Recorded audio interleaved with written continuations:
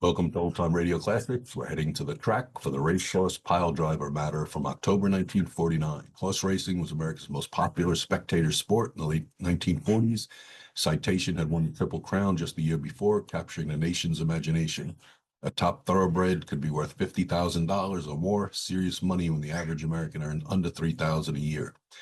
Where there's that kind of value on four legs, there's insurance, and where there's insurance, there's potential for fraud. Horse theft, faked injuries, switched animals, rigged races.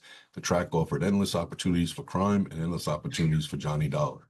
Racing forms were studied like scripture, bloodlines were memorized, jockeys became celebrities, and bookies operated in every major city, legal or not, handling bets that ran into the millions. The mob had its fingers deep in racing, which meant Johnny was walking into dangerous territory. Radio covered major racing events live, bringing the thunder of hooves and the roar of crowds into living rooms nationwide. Listeners knew this world, understood the stakes, felt the excitement. Charles Russell captures the atmosphere of the track, the excitement, the tension, the ever-present possibility of violence bubbling beneath the surface. This is noir at the paddock. Here's the Racehorse Piledriver matter. Is where they make the photo finish.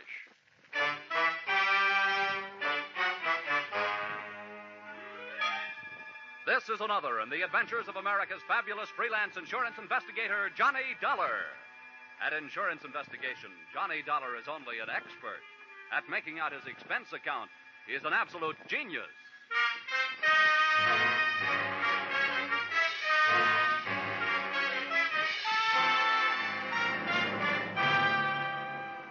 Expense account submitted by Special Investigator Johnny Dollar to Hartford Branch, Lloyd's Underwriters Association.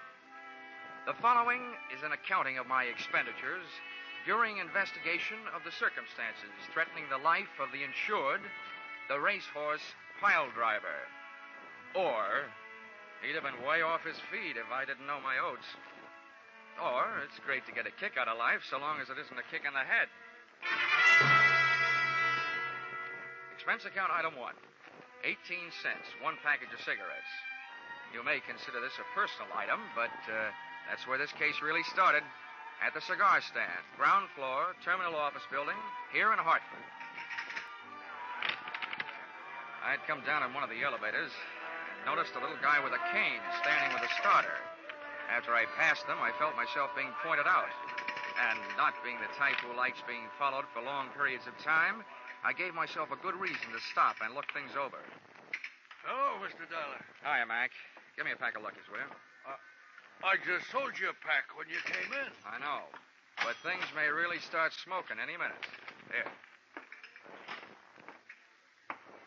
Good morning to you, sir. I've been led to believe that you were one Mr. John Dollar. Would that be a fact? Yeah. I'm Dollar. What can I do for you? Well, I am quite a famous fellow myself. Perhaps you've heard of the fabulous jockey Earl Sand? Yeah, but... Well, next to him, I was among the best. May I introduce myself? I'm the famous little Nettie Montana, sometimes called the short Johnny Longden. Shake hands. Oh, how do you do? Now, to business. I think I have a way for you to solve my problem and make yourself an honest buck besides. Oh, now, whoa, pony boy, you're wasting your time. I don't bet the horses, and when I do, I don't buy tips from touts. Oh, now, wait a minute, pal. I did not introduce myself for the purpose of being insulted. I will have you know that I, too, do not consort with touts. I will thank you to keep a civil tongue in your head. Oh, I can see this is going to be one of those days. What is your problem, mister? Well, it is a problem best not overheard by people in the lobbies of office buildings. But this much I can tell you. It is about a horse and $50,000 insurance. That is why I came to you. Well, I'd be richer if I'd known more about horses, and poorer if I'd known less about insurance. Maybe in this thing I can break even at least. Come on. I hope you are not too much of a purist to ride in a taxi. Little Nettie looked like he'd stopped growing physically at the age of 14. And every once in a while he talked like his mind had also called it quits at about the same time. The only thing slick about him was his hair. The only thing sharp, his clothes. Liars always talk too much, and little Nettie wouldn't say a word until we were inside my apartment. So even before he started his pitch, I half believed it.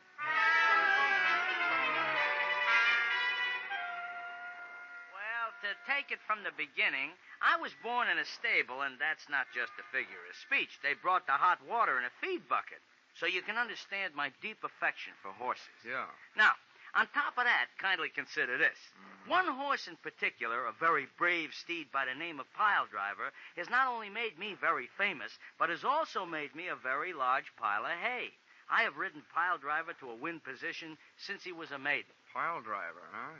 Quite a hunk of horse. You remember? Yeah. Then you might also remember that he was on his way to becoming one of the big money winners of all time, until I had to go and fall off a livery stable horse while teaching a girl how to ride in Central Park.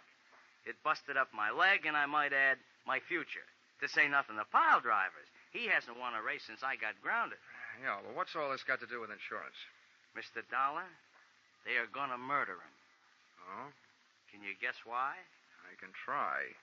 Piledriver is heavily insured. He's also no longer winning races. He's also a man who can't have a family.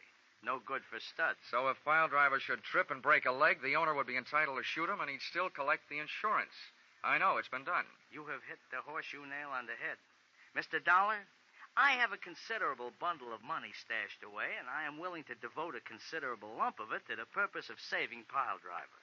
Now, maybe you wouldn't understand such a thing, but I happen to love that horse. I understand it, Nettie. Where is he? Well, he is currently stabled at a track named Hiawatha. Oh, by the shores of Gitche-Gumee? No, by the shores of Lake Michigan. This is located slightly north of a place called Chicago.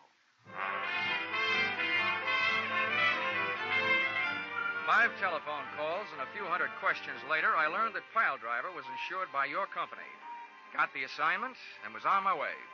So, expense account item 2, airfare, Hartford to Chicago, $57.72. Little Nettie insisted on coming along, and he kept the hum of the plane from being humdrum as follows. Well, Johnny, the gentleman who owns Piledriver is an old Kentucky mid-julep sponge named Colonel Faraday Bushnell. Mm-hmm. Now, this character has a very black heart hiding beneath a head of white hair. I see. I trusted him until I heard him say what he was going to do. From then on, I have been seriously tempted to wrap these hands around his neck and squeeze. All I can say is he had better not hurt Piledriver.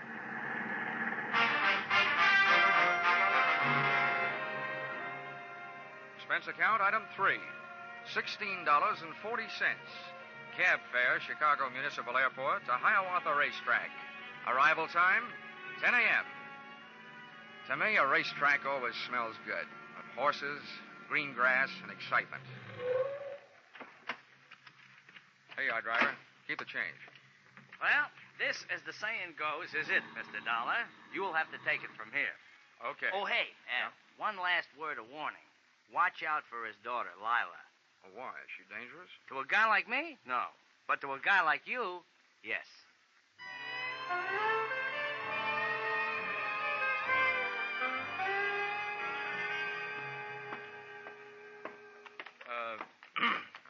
Pardon me, miss.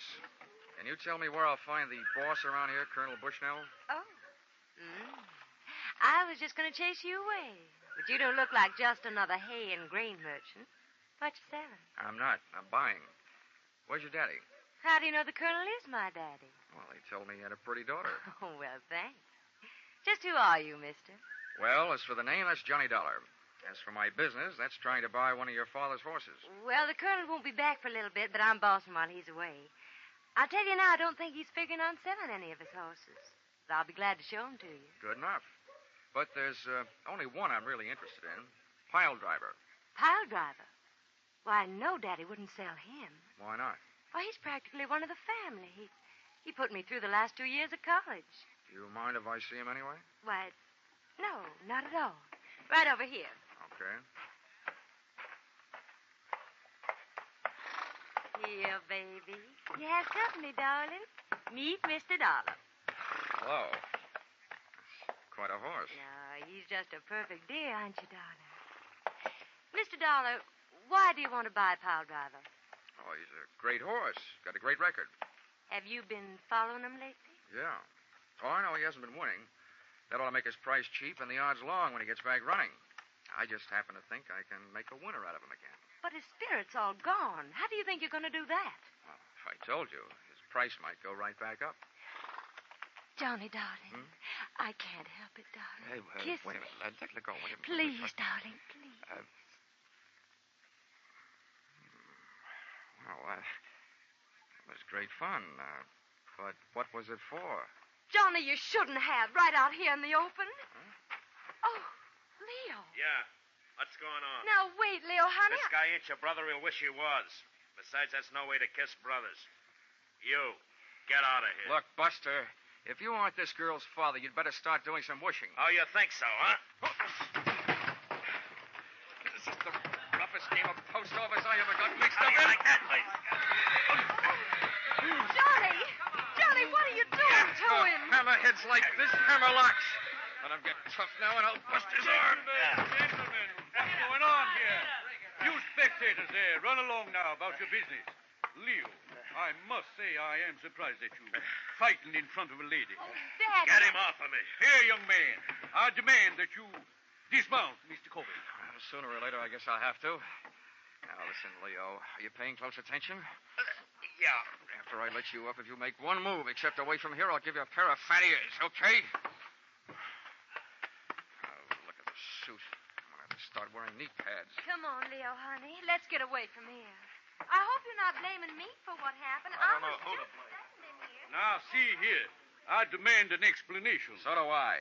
I came here to get in the horse business, and I end up in the fight racket. Who is that guy? That gentleman, sir, is Leo Corbett, a brother horse owner. And I might do the favor of warning you that Mr. Corbett is a hard enough man in business dealings. But when it comes to my daughter, he's downright violent. Your daughter was downright impulsive. Maybe so. But Leo is hardly the type to stand by while some other fellow kisses his girl.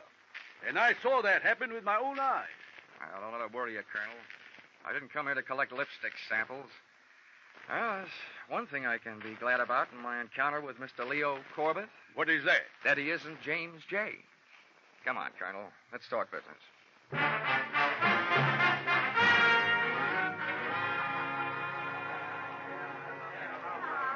Hey, bartender. Hey, Mr. Dollar, over here. Oh, never mind. There's my man over there. How are you, Nenny? Oh, I'm fine. Hey, but you, where did you catch that mouse under your eye? Oh, I'm sharp as a trap, I am. You were so right about Miss Bushnell. She's not only dangerous, she's daffy. Huh? I didn't know she could hit that hard. Oh, she didn't. Let's just say that she has a novel way of introducing people to her boyfriend. Oh. You know him? Leo Corbett? Well, if I knew any more, I'd be the racing commission's witness. He owns a string of very fast horses who run very slow until the odds get right. Then he bets them up to the brisket, wins himself a potful. It's also rumored that he is stiff competition to the Perry Mutual machines. He books big bets among the owners. Well, they'll catch up to him sooner or later. They always do. Amen. But about that human glue factory, my friend, the horse-killing colonel. What's with him? Well, I offered him $60,000 for Piledriver. Huh? That's $10,000 more than he'd get if he knocked him off and collected the insurance. Yeah, where are you going to lay your mitts on 60 G's? I haven't got that kind of dough. We don't need that kind of dough, little Nettie. You see, I told Bushnell that I was sending to California for my private vet, and that he'd be here in 3 days.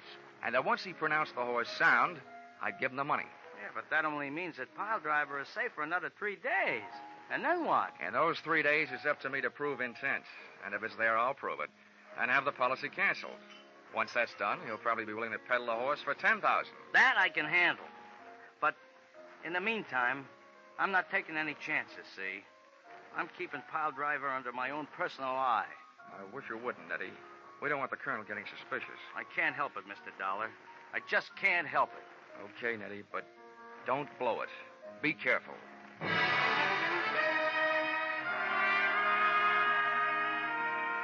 Like all racetracks, Hiawatha was surrounded by motor courts and bungalows with rooms for rent.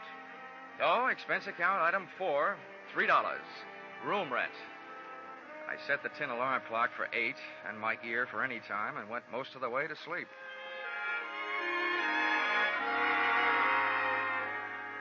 First things being first, I dreamed of girls. Then I dreamed of fire engines. Then suddenly, I realized why. I was hearing some. I bounced out of bed and over to the window. There I saw an incendiary sunset hanging over the racetrack stables.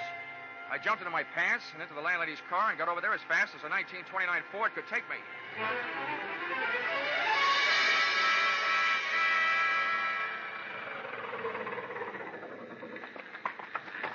Hey, you.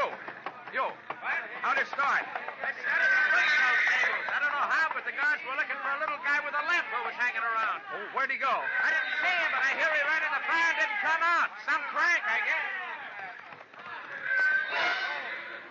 I had one particular horse to get to in a hurry, and I hoped one particular guy. The door to Piledriver's stall was closed and padlocked.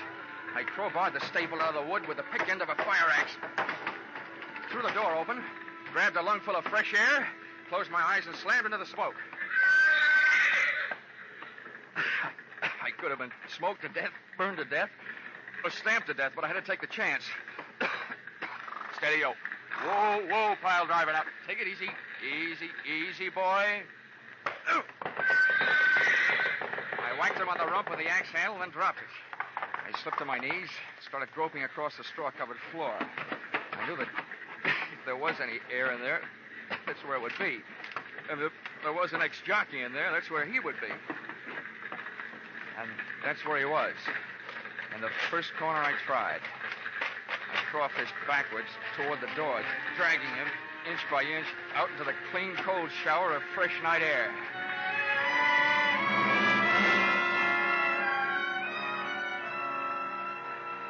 But I could have saved myself the trip. Little Nettie Montana was dead. He'd had a horseshoe hung on his forehead, but not for luck. And all I could think of at the moment was, a jockey's best friend is not always his horse.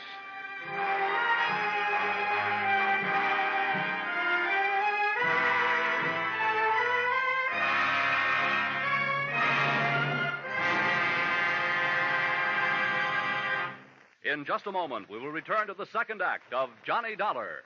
But first, may we take just a moment from tonight's Johnny Dollar story to remind you that 3 more fine adventure shows come your way each Saturday night on most of these same CBS stations.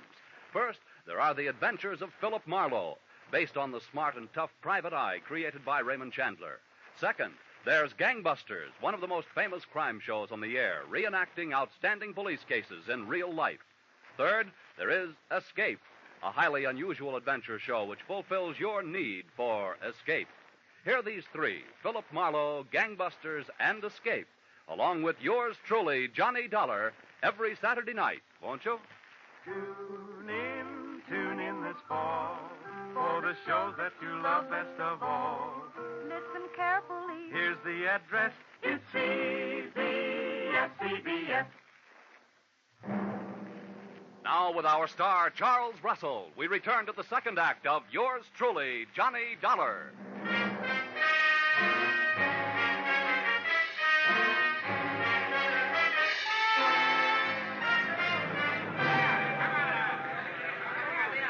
Tough luck. Nice try, little Nettie. Mr. Dollar, this is horrible. Why, it's little Nettie. It sure is. What's left of little Nettie? You don't... Yeah, I mean, he's dead. You know, when I was a kid, I knew about a story with a horse and a woman in it. Helen of Troy. I should have remembered that before I tangled with you. Why don't you get lost? Why, whatever's the matter with you? Look, Miss Bushnell, 2 minutes after I met you, you bagged me into a fist fight with your boyfriend with a phony kiss. I don't know how much you had to do with putting little Nettie where he is, but I intend to find out. Why, you're insane. Any fool, even you, Mr. Dollar, can plainly see that this boy's been kicked in the head by a horse. Lila, child, what are you doing here? Why, I saw the... Why? Who's that on the ground? Why? It's little Nettie. Don't tell me he's dead. What would you be if you got kicked in the head by a horse, Colonel? Why, the poor boy. I held this lad in deep affection until just a few months back. He was my best jockey. What on earth was he doing around here at this time of night? From all I can see, little Nettie swapped his life for Piledriver's. As small as he was, it's a pretty big price to pay. Although I guess you wouldn't think so, would you? What? What's that? I demand an explanation of precisely what you mean, sir. I mean that to some people, a dead horse is more valuable than a live one. Too bad you can't go count your money. I gotta take my friend to the morgue.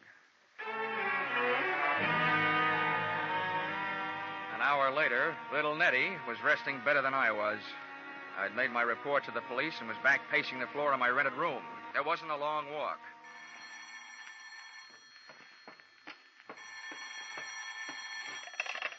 Yeah? This is Lila Bushnell. I gotta see you right away. Why don't you start another fire? That'll draw me. I didn't have anything to do with that fire, but I must talk to you right away. Where can I meet you? Have you got a car? Yes, I'll come any place. Now, pick me up here in 20 minutes.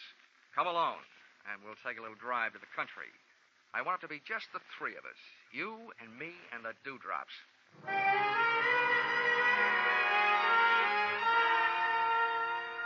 Dawn was making a dark gray promise in the sky when she picked me up, and a few easy-to-please birds had found something to sing about.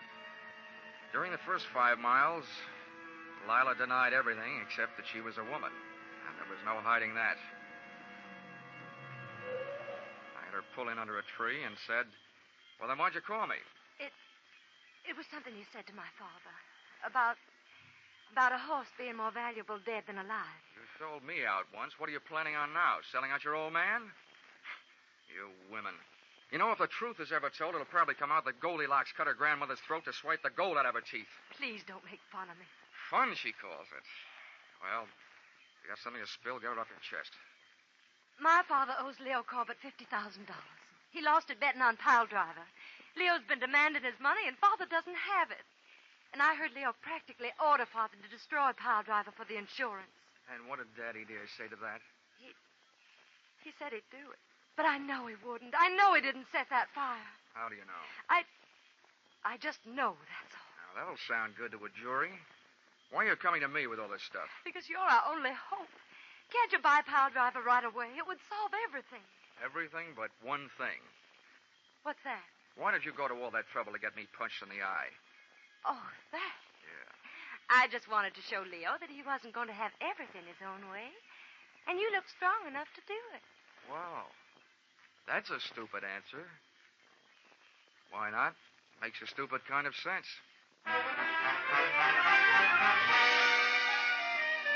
She dropped me off at my rooming house where I dropped off to sleep. It was, however, only a 4-hour plunge. Expense account item 5, $650. Cab fare to headquarters, Homicide Division, Chicago Police. That's one city where the cops still wear an old-fashioned star, but they sure do operate with a new-fashioned speed. As witness the enclosed report made by Lieutenant Craig 6 hours after filing of inquiry. According to the findings of the autopsy, Dollar, your hunch, or whatever you call it, was right. The deceased, little Nettie, was not kicked to death by a horse. Examination of the wound reveals that it was administered by a new horseshoe. A shoe on a horse's hoof would have left traces of straw, etc. We'd say that the fatal weapon was swung by person or persons unknown. As you suggested, he'd have to have been standing on his head to have the horseshoe make the mark it did if the horse had kicked him. The lieutenant had made only one mistake. He should have said person or persons known. Expense account item 6, 10 cents, 2 telephone calls. The idea I was working in, I'll give you for nothing. Expense account item 7, $650. Cab fare to Administration Building, Hiawatha Racetrack, where the afternoon's program was in progress, and where I got the wholehearted cooperation of the track officials and the use of a vacant office in which to hold the meeting I had set up. I sat myself in a swivel chair and waited.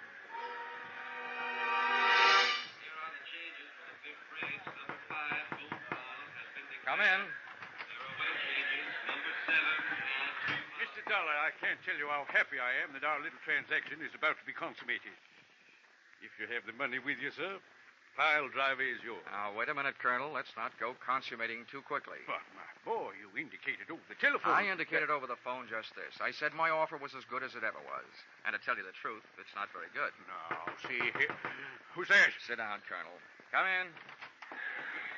Why, Leo, what are you doing up here? Anytime anybody shows up to hand over $60,000 to you for Piledriver, I'm going to be here. That's exactly what this smart guy called me up to tell me he's about to do. Now, gentlemen, let's take it easy. Before I do anything, I want to make sure I'm not doing business with a murderer. Sir, I demand an explanation. What about you, Leo? Yeah, so do I. Well, here it is. The Chicago police know 2 things. 1, that last night's fire was set, and 2, that little Nettie was murdered. And that little Nettie got a couple of lungfuls of smoke before he got hit over the head with a horseshoe. That means that whoever hit him over the head sucked in some smoke, too. Well, I've never heard such a pack of nonsense in my life. What are you getting at, wise guy? Just what I told you. I don't want to do business with a murderer, especially $60,000 worth. But I've made it easy on you to prove that you aren't. You see, I got a doctor in the next room with portable X-ray equipment. If you've got fire smoke in your lungs, it'll show up. Now, how about it? Why, this is ridiculous. Why don't you leave the Dick Tracy stuff to the funny papers? Because I don't feel like laughing. Now, once more, how about it? Crescent, I still don't know what this tomfoolery is about, and I'll feel downright silly while I'm doing it, but I'm willing to take my chances. Okay. Leo, you're first. Follow me.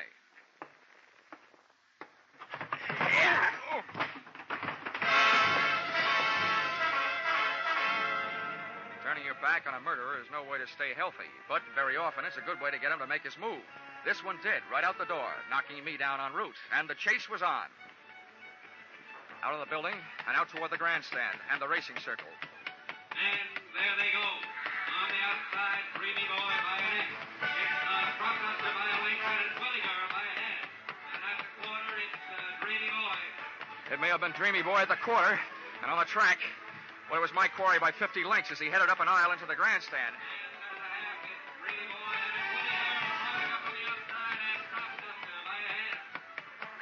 Dreamy Boy was still doing fine down there, and I was moving up here, but up near the top of the grandstand, and onto the ramp leading to the press box section.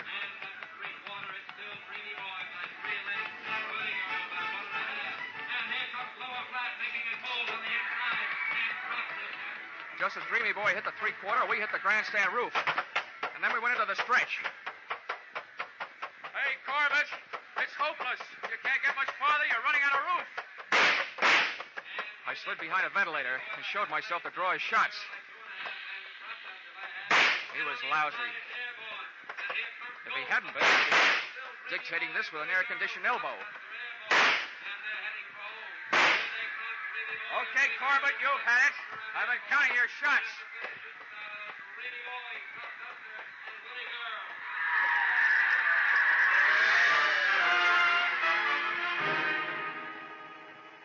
Corbett tried a few ventilators himself, and then apparently he decided the second time he fought me, he'd do better. He rushed in swinging. I was doing great trading punches, but he finally moved inside and threw one. I dug low, but he came up fast with his knee. I sat down, and he took off, straight to the back corner edge of the pitched roof. He swung over the side and started to shinny down the 100-foot rain pipe. But that pipe was built to carry rain, not people.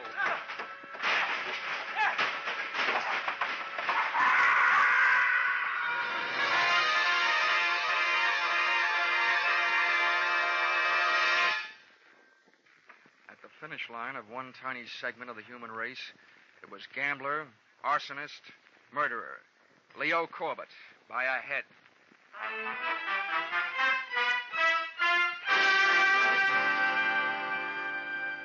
Expense account item 8. Dinner for two at the Shangri-La in downtown Chicago.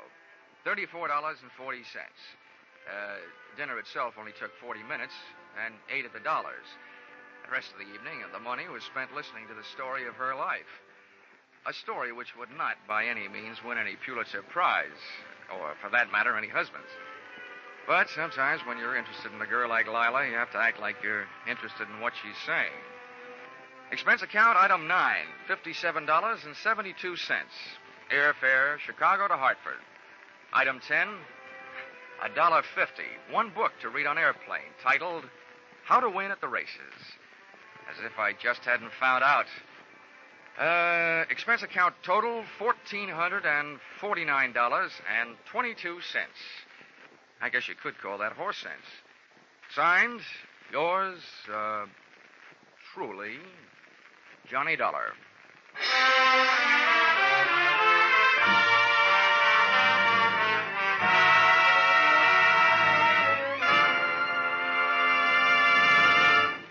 Yours truly, Johnny Dollar, is produced and directed by Gordon T. Hughes and stars Charles Russell. Script by Paul Dudley and Gil Dowd. Featured in the cast were Bill Conrad, Dora Singleton, Jerry Hausner, Herb Butterfield, and Hal March. The special music is written and conducted by Wilbur Hatch.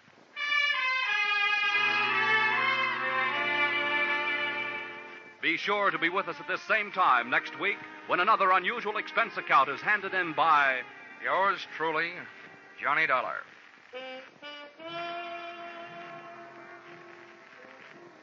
Those mystery adventure shows we mentioned earlier, the fun and music and fabulous jackpot of Sing It Again, and two outstanding music shows. They're on tap for you every Saturday on most of these same CBS stations. Gene Autry comes along with his Sagebrush Ballads, and Vaughn Monroe is due with his songs and his great orchestra. In fact, you're invited to stay tuned right now for the Vaughn Monroe Show, for it follows immediately over most of these stations. Paul Masterson speaking. This is CBS, the Columbia Broadcasting System.